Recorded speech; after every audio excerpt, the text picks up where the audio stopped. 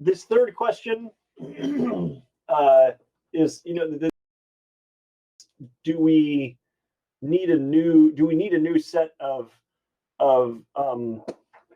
sort of I don't know what the right word is, but sort of what keystone or cardinal measures, some, this is basically fundamental metrics that are broadly agreed upon as primary indicators for the guidance of economic policymaking. And if GDP is eroding, if the value of GDP is eroding, we've sort of discussed that, and I don't know if we've come to a firm position on whether or not its value is going to fall to zero or just sort of continue to evolve as it's measuring different things. But at any rate, even setting that stuff aside, I think it is worth at least posing the question and maybe spending a few minutes talking about the possibility of new measures and what we would want, what we might be able to inform policymaking with if it weren't GDP as it's currently formulated, right? So today we saw from the example of Australia that it's the value of goods and services produced, its income, and its expenditures, reported expenditures, right? So it's those three things. It's sort of production, income reported, and expenditure reported. And we spoke before about why those are useful. I mean, they sort of are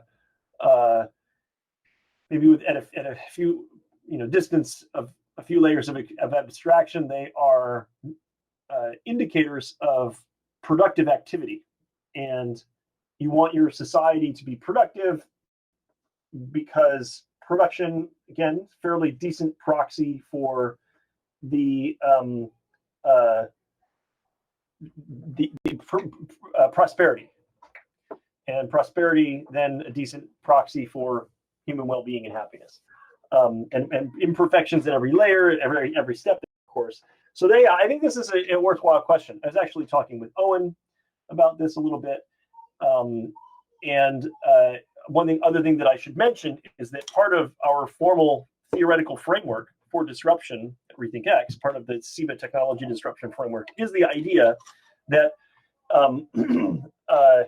disruptions that radically alter the cost structure of an industry and that make old business models and way of doing things unviable, they tend to necessitate new metrics. And this is broadly of a piece with that part of our framework.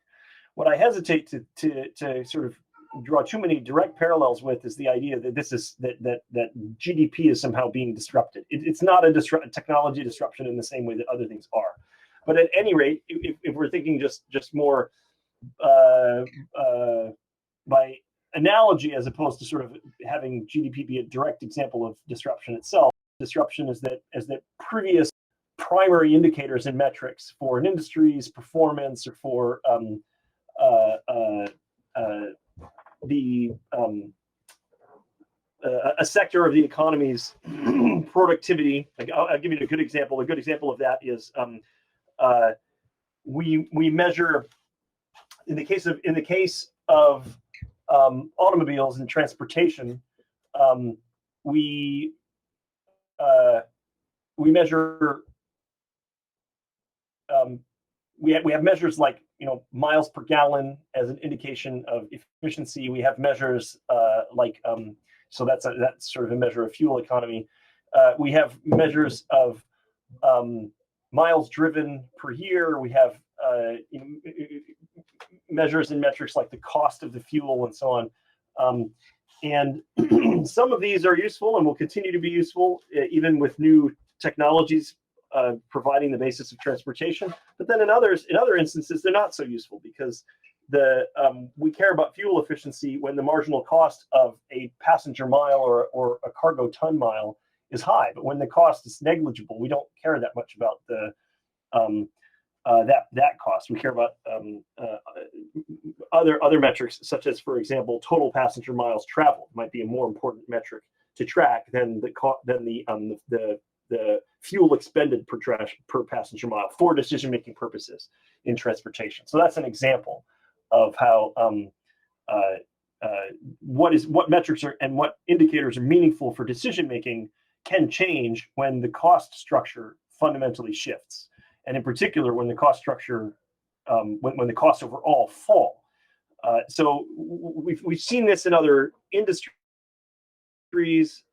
for specific product segments, for specific markets. We've seen it for entire sectors of the economy, like transportation, information, energy, and so we can reason by analogy there that we might expect key measures of macroeconomic activity as a whole, and GDP being a major one, to maybe follow some sort of analogous pattern. Okay, so GDP ceases to be useful. What should we do instead? Should we try to measure production and consumption in some other way? Should we try to measure prosperity, for which those are a proxy, as in some other way? Or should we try to measure human well-being, for which prosperity, economic prosperity, material prosperity, and abundance is a proxy? Should we try to measure well-being directly? I think this is a good question.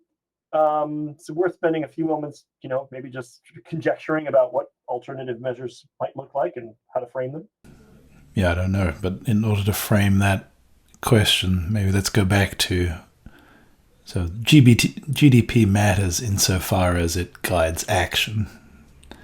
So what actions do we want to take, and how could they be differently informed?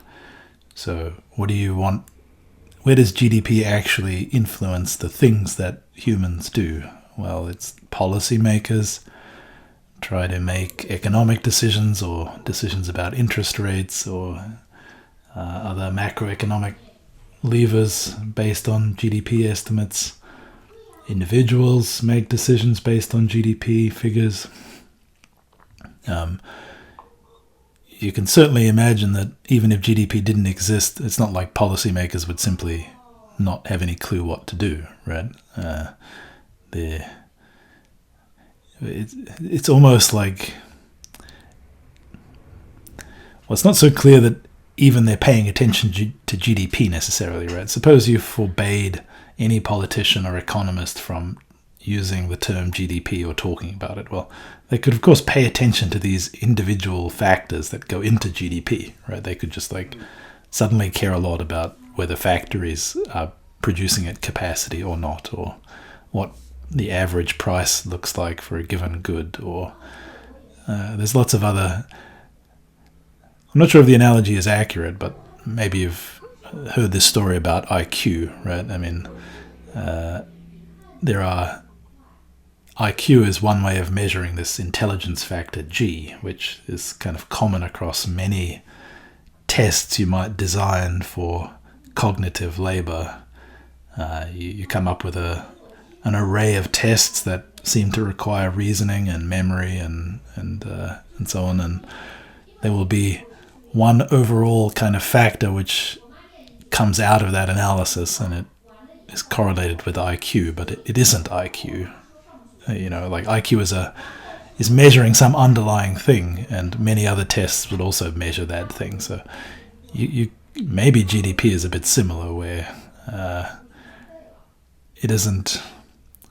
You could switch to some other set of metrics and just get something that essentially is GDP, just in a hidden way. So maybe we should be clear that we expect any.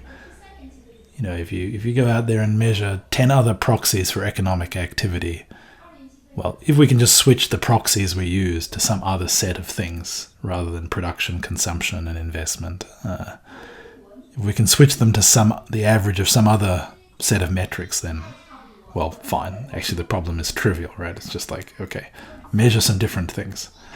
I think we have in mind that whole prospect just fails somehow, that you will not find. Well, maybe we should divide it into two cases. Do we think we should just find different things to measure? Or do we think that it is fundamentally unmeasurable, like it just disappears from any measurable radar in some sense? Yeah, that's the thing that, and just as this circles back to my original concern and my reasoning for raising the issue, and why my colleagues Tony and Jamie, they're when they brought this to my attention, that this potential of a sort of a deflationary regime, similar to, because we see this in technology, the costs fall over time. That my concern originally was that things would cease to be measurable using either GDP or its component portions, but that those things would still be meaningful for material prosperity and human well-being, and that uh, that if productive activity were continuing to occur, but we're no longer participating in markets and the sort of explicit formal economy in the way that we are accustomed to, then this would be very confusing. And so we would what we need to be sure, and I think you mentioned this, is we would need to look at productivity directly and not look at it through the abstraction layer, the abstract lens um, uh, of finance, of currency, of money, of exchange, and how that's represented. So I liked your suggestion, for example, of seeing, well, what is the actual output from factories? Are they producing at capacity? Are they producing things that are then being consumed? So, I mean, one could imagine a dystopian situation. I think there have been some throughout history where factories were cranking away, but they were producing useless rubbish that offered no marginal value, no value, no. They weren't producing things that consumers actually wanted, and so they weren't doing, they weren't contributing to prosperity and well-being.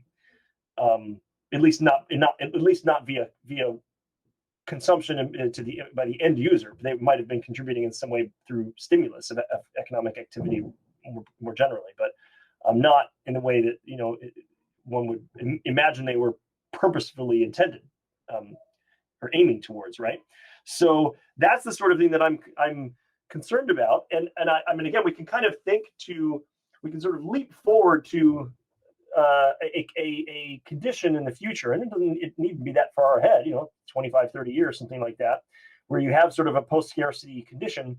And one could imagine, imagine you had an island offshore your country. It's a big place, but fully automated. And on that island, you could do all the mining necessary to obtain all the raw materials necessary to supply all of the production facilities necessary to manufacture every material product that your society consumes and meet 100% of the demand for those products. And it was all automated, and no human activity at all, just 100% automated.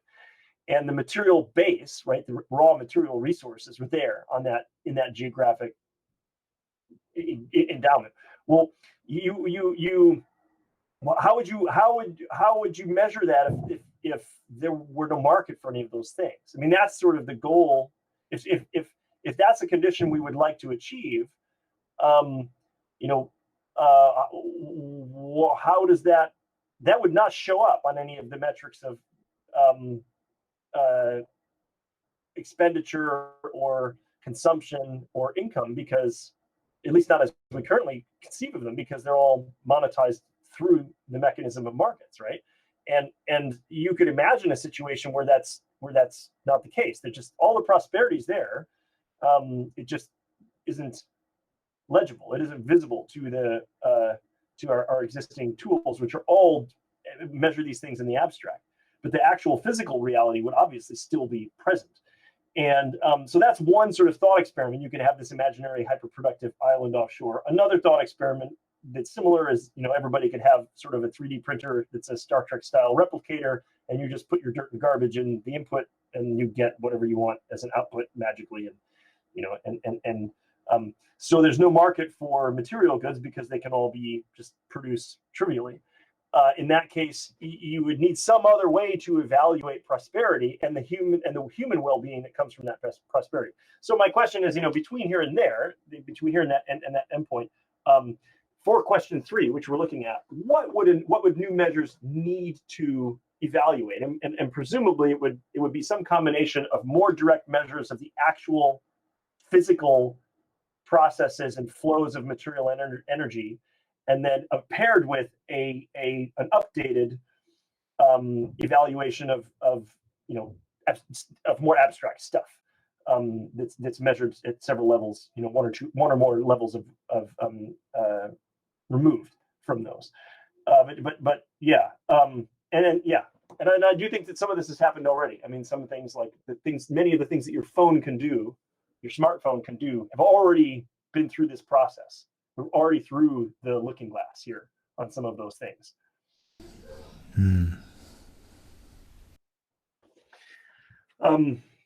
So yeah, I mean, one thing that I would say is what you recommended, or at least what you suggested, is just look at the production capacity and see if it's being utilized. I mean, I think that would be one very logical, very obvious thing to track. Another would be if you could track raw flows of material and energy. That would probably be useful. Even just energy might be a pretty darn good proxy for what is happening, for what's moving, because energy literally powers every other process, including intelligence. Right? In humans, it powers it via food, and it's going to be that's a bit indirect, right? There's a few steps in the chain there, but energy is really going to quite straightforwardly power artificial intelligence, and so maybe just energy alone is a good or is a more useful proxy than we're like maybe a per capita energy consumption is the kind of thing you want to be looking at. Well, yeah, here's a question. So Saudi Arabia is trying very hard to shift its economy from a resource economy onto something else, maybe tech, or, it seems like they're trying everything. How do they measure their success? So, of course, the GDP figure for Saudi Arabia is, I don't know what the percentage is, but it must be almost entirely resource output. But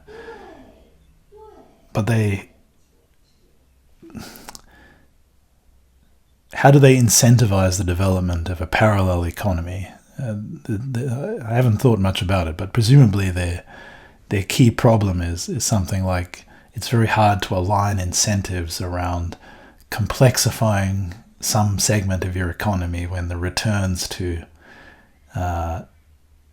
investment of your personal capital and your career into just gaining more of the rents from resources so heavily outweighs investing your time and effort in building up a career in one of these fledgling things that you have no idea will succeed or not.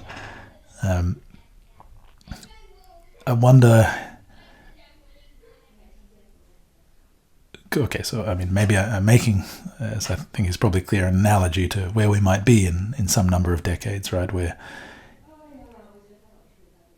well, suppose that there's virtually limitless energy and machines produce all our material goods.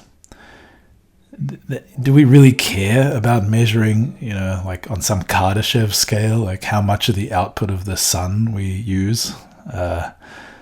Like we're tracking that number. Why do we care? Like it's like we're just keeping score.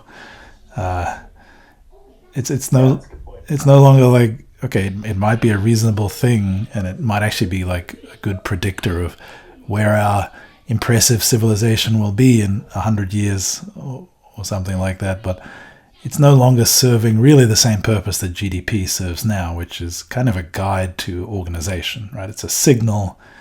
It's like a part of the central nervous system of our civilization, right? It's like a pain signal or something that guides, in a cybernetic sense, how we change the organization of our system.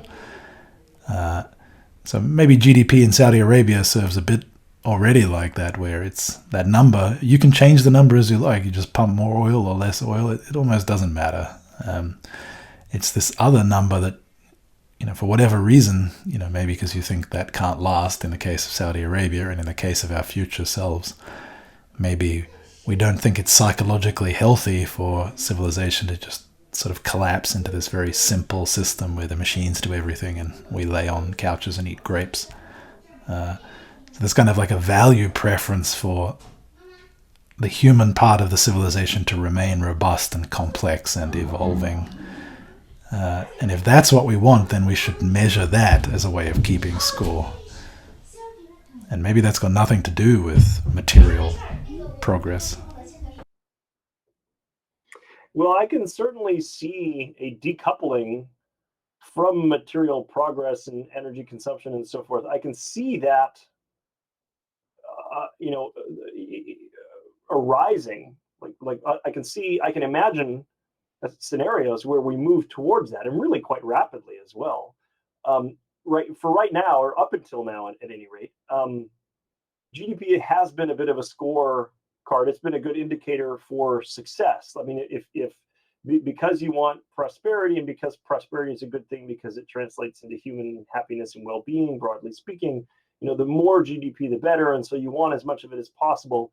And the result of GDP that you get at the end of the year is an indicator of how well your policies and decision making of other, allocation of resources and your rule making and your, fiscal and monetary and other policies and so forth, whether that actually translated into the productivity, which translated into the material prosperity, which translated into the human happiness that you really want. But I can see all of that becoming decoupled, and then, yes, what we would really want to measure instead is human well-being directly, and maybe not even human, but just well-being, like the well-being of conscious systems in general. And I can think of a number of fundamental measures there that would be pretty important.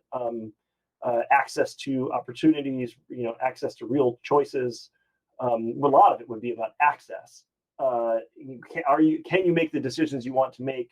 Do you have the sort of pun intended, autonomy as an agent that you'd like to have? Are you being coerced by either directly by other agents or coerced indirectly by systemic forces writ large, so that you're not making the choices you would otherwise make if you could wave the proverbial magic wand? And so I can imagine that we could construct measures of well-being in a sort of post-material economy, as a sort of a post-scarcity economy where there's sufficient abundance, because then it really all comes down to access. I'm saying access rather than sort of distribution, because presumably that in a sufficiently abundant system, it doesn't really matter how the materials and energy are distributed per se. There's enough. If there's a superabundance, then they exceed needs, and then in the distribution, you can imagine a circumstance of sufficient superabundance where you could have a non-uniform distribution of material goods and services, and it would still be supply would still vastly outweigh any individual person's demand. So you can imagine, you don't have to have like perfect uniformity and perfect fairness of distribution of goods and or of material, materials and energy. You don't necessarily need to aim for perfectly uniform distribution. What you really want to aim for is just superabundance. And it may be that the way to get there is to have very non-uniform distribution for a time, especially leading into it. It could be that we, really, really do want to create a system where, it sucks, we create a few trillionaires in the process, but that's the way to maximize our trajectory to a true condition of superabundance. And then you would want to measure. What you really ultimately care about. And but I think I don't. Maybe I'm just being convinced that it's time to not care about GDP or any substitute. You say measuring well-being, but I don't see any world in which that's a reasonable thing. Okay, so maybe being the Christian fundamentalist that you are, Adam, maybe you want to count how many school children have memorized X number of verses of the Bible, and that's your measure of how likely their souls are to go to heaven, and that's well-being. why would, you don't see in Star Trek people running around like caring about some number that's like an overall score for their civilization. Why is this even just something we'll do? Okay, so the Borg invade, and then we want to count how many ships we're making because we care about that. Well, we have lots of numbers we may care about for different purposes, but it just may no longer be the case that there's any meaning to a single metric, because these things like well-being just become so decoupled from production that, it's already kind of the case, right? For many people who find they get their entertainment off YouTube, they make, their income. A lot of what they enjoy in life is not actually tied to their expenditure, perhaps, right? In which case, do they care if GDP goes up and down? It's sort of, nothing to do with them. So isn't the answer to these questions just GDP will last for a while longer? Then once we hit superabundance, okay, we'll track the amount of energy we produce and the number of solar panels we have, because some people care about that, and people who don't care will track some other numbers perhaps, but it just may not any longer be like a single number we all kind of care about vaguely, and that's okay. Yeah, I think that, again, you've heard me say this before. Part of what my team does, part of the discipline that we maintain, and that I'm, hold us very, very firmly to, is we don't make any predictions out past a 15-year or so time horizon. And that's telescoping shorter and shorter. There will come a point in the not too distant future where you can't make any predictions more than 5 years ahead, because it just it won't be meaningful.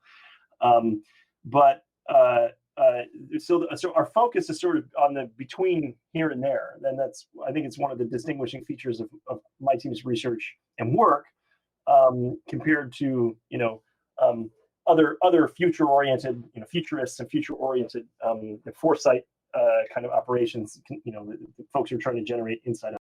We'll certainly get to a point where none of this, it doesn't matter. It just doesn't make any difference. We sort of achieve superabundance, and then there'll be whole new sets of things to be concerned about that will be difficult to imagine today, and all the rest of that stuff. So between here and there, what does it look like? Probably GDP erodes in its usefulness, and that's probably the advice to policymakers, to investors, to civic leaders, to other decision makers that I take away from this entire exercise in thinking through all of this, which is that GDP has been a pretty useful metric in the past for all its flaws, but it is going to become less and less useful. There are going to be larger and larger portions of productive human activity that aren't well indicated within that measure, and we probably, in the interim between now and a condition that doesn't lie too far off of quite radically different physical and economic circumstances characterized by abundance more than scarcity. Between here and there, we ought to think carefully about watching others, maybe measuring these things a bit more directly as well. Like keeping an eye on how much are we actually producing, how much energy we're actually using, what proportion of our society actually can make choices that will lead to quality of life, and that's something more like distributional equity and so forth, that sort of thing. And so again, I guess the general picture is that we ought to be prepared to relinquish GDP as sort of our primary macroeconomic policymaking indicator, and start looking more carefully at the details, and with the knowledge, or with the foreknowledge that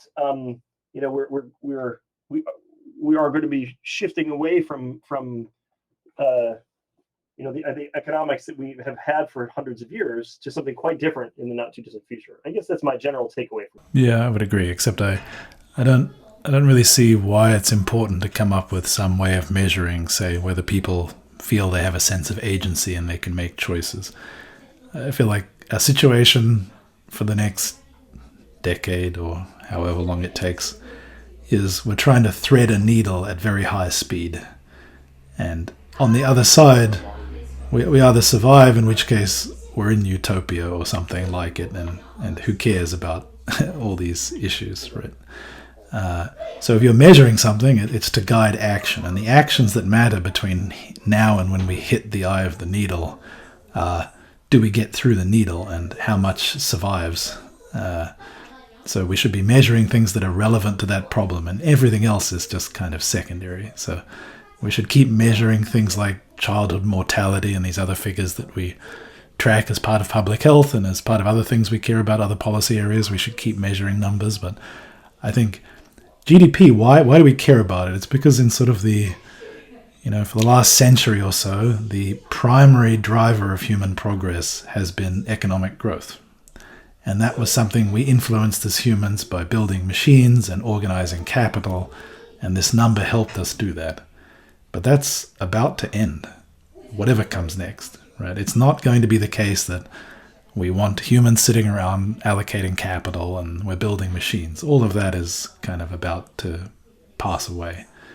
And what we want to measure is maybe like the number of people working in AI safety and how many resources they have, or how many GPUs are being produced, and track those numbers as a way of having a kind of metric for how close we are to the needle, maybe, because that's all that matters. Yeah, I agree with that. Well, maybe this is a good way to pivot out of this conversation and back into the thing which is really weighing on me, and I know it is on you too, which is, and I like that metaphor of having to, basically thread a needle at high speed. I mean, like thread a needle by trying to throw the needle across the room at the eye of, throw the thread across the room at the eye of the needle. Yeah, it's kind of crazy. I mean, I'm just seeing. I don't know what I'm going to see in the morning, each morning now when I wake up and open the news, as it were. I just don't, like this morning. It was, common sense physics, and there was something yesterday. Oh, a 3D version of Dolly, basically. And I just don't. Yeah, it is. You called it the foothills of the singularity, which I love. I think that's definitely the. It certainly feels like that. But so yeah. I know we keep treading on this ground, but it's a conversation I certainly haven't exhausted my interest in it. So if you want to pivot back into thinking about, where does intelligence and artificial intelligence, where does the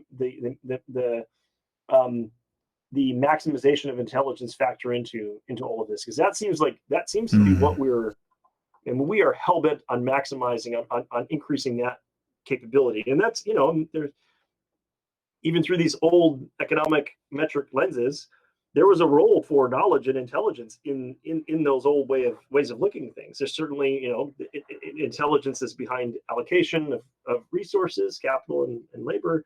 Intelligence is behind labor itself, right? I mean, that's I think we underestimated that terribly for a very long time. But it takes a lot of brains to drive a car, and it takes a lot of brains just to walk across the damn room. We make a lot of things that require a lot of intelligence seem very simple, because we're so we're quite extraordinary biological machines. But man, as we start to really get close to this potential to produce arbitrary large quantities of intelligence.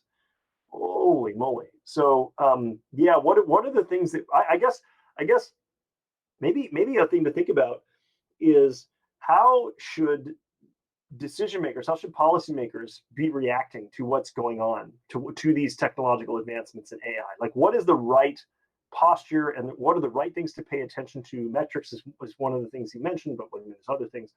What should leaders and decision makers be thinking about, be aware of, be paying attention to leader. I'm thinking of that, not so much the scientists thinking about the control problem and that sort of. I've done a fair amount of reading and had quite a few discussions about that. But if you know, I think we asked this question a number of weeks ago. Like, if you could sit down and talk to the president of the United States, or the prime minister of Australia, or some other world leaders, what would you tell them if they said, "Okay, what do I need to know? What should we be watching? What do we say?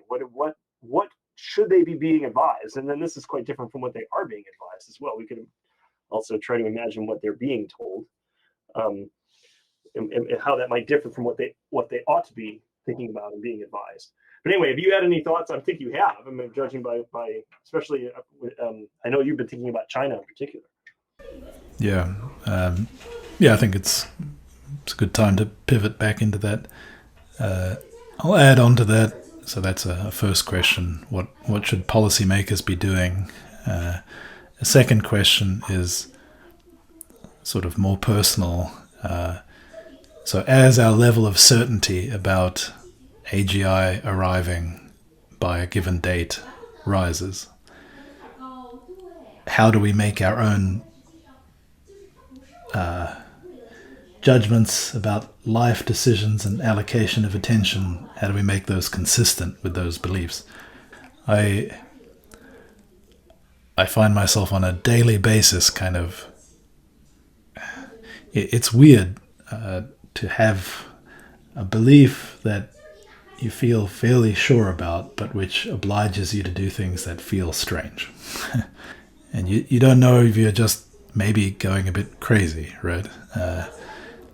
So I've had this experience now with COVID as well. At the beginning, kind of being one of the earliest people in Australia, or at least in my circle, to really know it was going to happen, based on just watching China very closely, because lavender was. And it's such a surreal feeling and very hard to act on, even if, it's for someone who's, quite in my head, which is where I spend most of my time, and I have a lot of confidence in my rational judgment, I guess, and it's the basis of my professional life. But to be able to take actions which are very much different to what everybody around you is doing is not easy. So that's one question. But I think to maybe tie these two together and ask a kind of descriptive rather than normative question: what is going to happen when the belief that AGI is coming in 2030 or before becomes widespread? Because it's not currently, at least not seriously, right? I mean, people might see what's going on and be like, hey, this is pretty crazy. But to approach something like a consensus in society that we have less than 10 years until there's on-demand intelligence at the level of a median human, say, sitting in front of a computer. It can do any task a human can do. A median human can do at a computer. To approach a widespread belief that this is coming within a decade will transform almost every aspect of our civilization, much before it comes, right? So I think this is the thing that I think is being underestimated, the degree to which this shadow of the event will reach back and start to derange things as they are now. And this, I think, could happen any moment almost. Right? Yeah, this is a fascinating question. And I don't know how I feel about, I don't know where my intuitions are. I'm, on the one hand, I would not be surprised at all if the long shadow cast backwards really did, start to, people really did start to lose their minds a little bit and go a little bit nuts as the reality, the inevitability of this looms. I can see that happening, but at the same time, I can, the other half of me, I'm of two minds, and the other mind, in another mind, I can see, people just walking right up to the precipice of this, and even afterwards, and in blissful or deliberate, denial or obliviousness about that this is coming, and so I kind of think that it could be both. There could be radical polarization of the responses, right? Like, from on the one hand, well, you get people who really, showing the courage of their convictions, really starting to take kind of what seemed to be quite radical action based on um, uh, on the belief that this is imminent. And you could have people being quite radically obstinate and just refusing to accept that it's imminent. And I don't know if I don't have any confidence one way or the other in any of this, but I suppose if I had to make a guess, I would guess that we will see a startling polarization of responses with increasingly um, an increasingly wide divide between people who are taking this seriously, thinking, "Wow, something this is going to happen," and people are like, "What are you talking about? This is nonsense. It's never going to happen," kind of thing. And we might look to examples from history for that. I think that the examples to look for are looming catastrophe. But having said that, this is also a strange situation. I'm trying to think of a parallel situation. I honestly can't, because let's just call it a singularity. Okay, well, I know there are some negative connotations, but let's just say we get AGI and some sort of singularity. Some sort of okay. Anyway, never mind. But we won't go down that alley. Let's say we get AGI around about 2030, something like that. And in this case, what we don't know in advance is whether it's going to be the worst thing or the best thing to ever happen. And so this is very strange, and perhaps without precedent, because there have been situations where catastrophe loomed. What I don't know whether or not there have been situations where something momentous loomed and it was unclear whether it was going to be a catastrophe or a rapture. And this is really strange, right? Because even if it reminds me a bit of. Well, sorry, go ahead. Yeah, it reminds me a bit of when we were young. I mean, I remember growing up with books that I bought which were about how we would have space colonies and be traveling through the solar system by 2020, and that was all, of course, driven by the rise of rocketry during the Cold War. So the dark side of that was nuclear annihilation, right? That was kind of like this dual thing where we were at the. I mean, I wasn't thinking about that as a kid, but that, I suppose, is the cultural background which produced as its kind of dual mirror image this idea in human expansion, right? So I would say the Cold War maybe had this similar feeling in some respects of the same kind of set of technologies, or at least the same period of progress, producing both the terror of annihilation and the prospect of kind of human flourishing beyond all previous limits. Yeah, I guess that's true. Yeah, I guess that is a. But was there? I mean, yeah, it's. I mean, this just seems so radically, just so. What's the right word? I mean, the conditions here are so stark. They're so the phase change is going to be so abrupt, so rapid. I mean, the day before you have AGI and the day after could be quite literally, the days could be quite different. And I suppose maybe the after the successful Trinity test and with the development of nuclear weapons, maybe it was something similar, though the world really fundamentally just was different the very next day.